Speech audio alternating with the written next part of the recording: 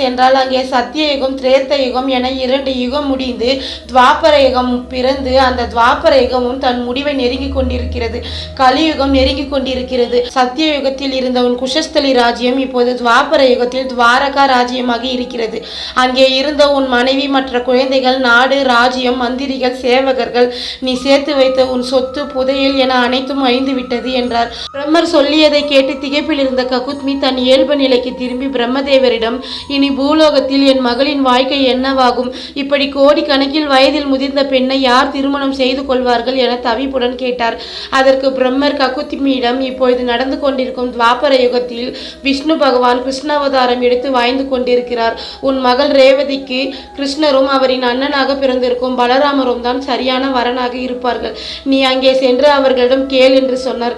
ககுத்மியும் ரேவதியும் துவாரகாவின் அரண்மனையில் இருக்கும் நந்தவனத்திற்கு வந்து சென்றார்கள். அங்கே அமர்ந்து